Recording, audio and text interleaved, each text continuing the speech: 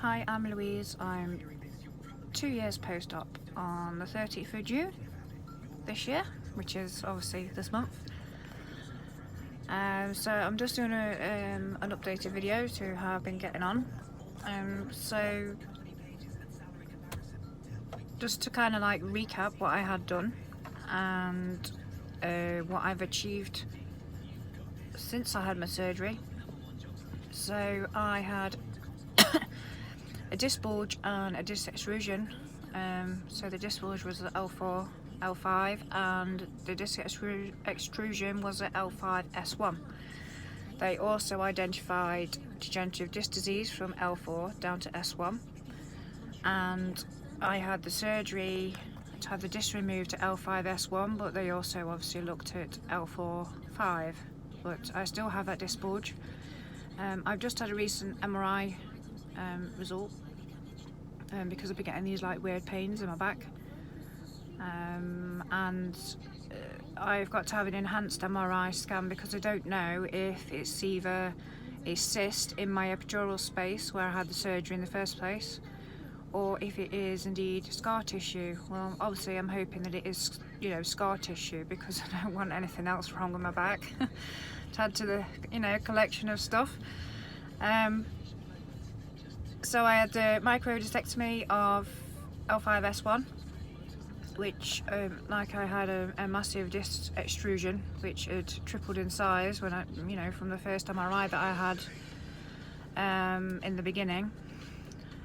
You might wonder why I kind of like recline back. It's because I'm currently out in my car. Obviously I'm not driving, I'm just kind of like resting here. Anyway, carrying on.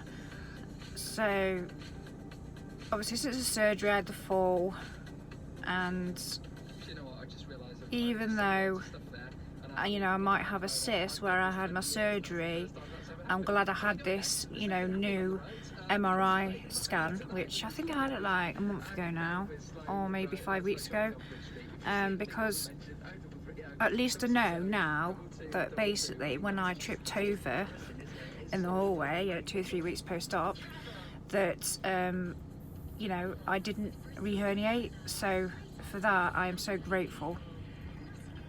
The doctor that I spoke to about my MRI results, apparently because of having the microdiscectomy surgery, obviously like nerve damage is one of the symptoms and like the after effects of having the microdiscectomy. So it probably explains why I've still got like tinginess and numbness like down my right leg and in my toes and in my foot, right foot. So I know that, you know, there's nothing gone pressed, and the operation did, you know, relieve the pressure. That's what the new latest MRI said. And obviously, you know, I've still got degenerative disc disease, but I think it's just one of those things that I've got to accept. I'm no longer taking naproxen and cocodamol, or was it codeine? But I have been put on this Pregolin, is it called? I don't know how you pronounce it. I started taking that about five nights ago. In the morning I wake up like I've got a hangover. It's very strange. I don't really like it. And then like I meant to take like one in the morning and one at night, but I think after a week I'm going to start taking 2 at night because it's meant to be 2 a day. But I just wanted my body to get used to it. So we'll see if that gets rid of any of the pain. And obviously I'm just waiting for my enhanced MRI scan date. So we'll see, and fingers crossed that you know, it's not a cyst, it is a scar tissue. So what I've done and what I've accomplished since obviously I had the surgery, which was, like I keep going on about in my previous videos, it was the best thing that I did, totally. So I started back at work, like just a few hours a week. Then I went part-time, and as well as part-time I still had my self-employed work. So I then went full-time March 2017. Stopped at that company for a while, and now I've just I've changed job, but I'm doing the same sort of thing. But the only reason I've changed job is because I think that the driving that I was doing for my job was probably making my back pain worse. So it was not that I wanted to leave where I was completely. I just felt that I needed to, you know, to give my back the best opportunity, you know, so I could be, I don't know, not put as much pressure on it, I guess. And so obviously with me working full time last year, I hadn't been abroad for like 10 years before that, and I missed, like, you know, just being in the nice countries and, you know, the heat on you and going to into the sea and on the beach and the pools and just the whole atmosphere of going away. So last year I kind of went away quite a bit. I mean, I did have the money last year to do that. So like last January 2017 I went to Cancun in Mexico, Moon Palace. I definitely recommend going there. It is absolutely amazing. 5-star, proper 5-star. And then in the, I think it was April or May, I can't remember now, I went to Boa Vista, Cape Verde, which is one of the African islands.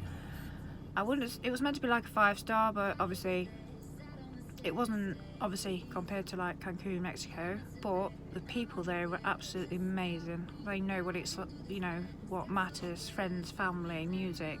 It was really nice. And then in August I went to Cyprus to see my friend who lives over there. And I'm going away soon this year. I can only afford one holiday this year. I'm a bit poor now. But I wouldn't say I'm not poor, but I'm not exactly rich. But I'm going away for 2 weeks, which I've never been abroad for 2 weeks before. So, you know, and the point of me obviously saying about these things is the fact is that if I wouldn't have had my surgery and taken that chance and that, I guess, you know, there's still a risk to it, isn't there?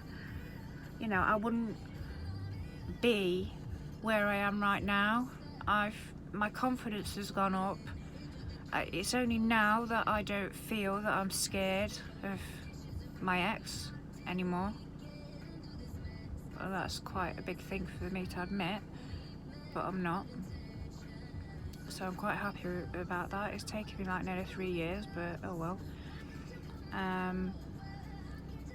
I've also completed I have completed it, just waiting for the award, the certificate. I'm an internal quality assurer, and where I'm working now I'm going to be writing some courses as well, so I'm really excited about that. I'm hoping to set up my own business, but not in regards to what I do right now. Something completely different, but we'll see if that ever takes off. And that's about it really. I've stopped my personal training sessions. I couldn't afford it. And so I go to the gym or I go on a treadmill like twice a week or more. I'm trying to up my steps as much as I can, and I'm trying to combat this thing where I kind of 1 minute I'm eating healthy, the next minute I'm like eating pizzas. Oh, it's not good. So I lose the weight, and then in a matter of like a meal I then put it back on again, eating a pizza. It's ridiculous, to be honest. I need to stop my cravings, so I'm disciplining myself, and now where I can actually eat healthy and have the time to eat healthy and take my lunch with me, where I'm not driving around and stuff, I'm finding that I can eat, you know, a lot better. And I know once I've lost the remaining weight that I need to lose, that I'll probably feel a lot better in my back. I'll feel a lot fitter and a lot lighter, obviously. I think that's it really.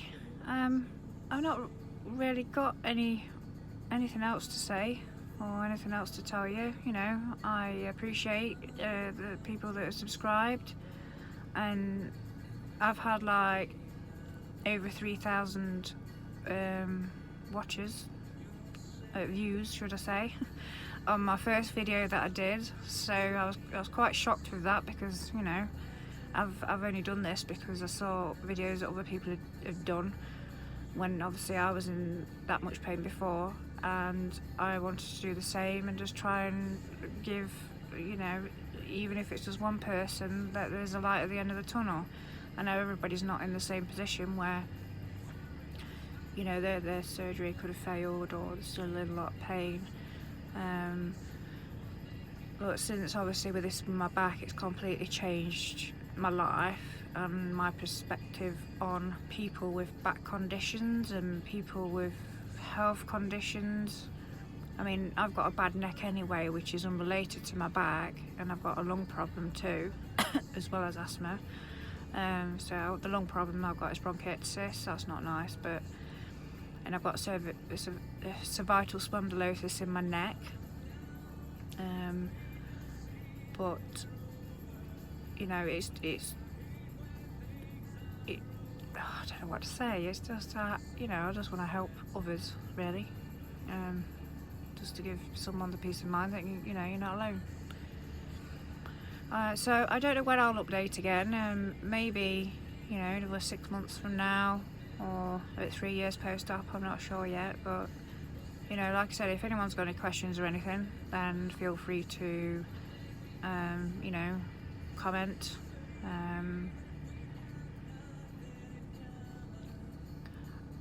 I am on Twitter if you are on there. Loustorer, so Loustorer. So that's my username on there. And I think that's about it, really. So yes, I'm happy. I'm back on track. And I'm very tired as well. Getting up at 6 o'clock in the morning is not great. Okay, alright. Thank you for watching, and speak to you soon.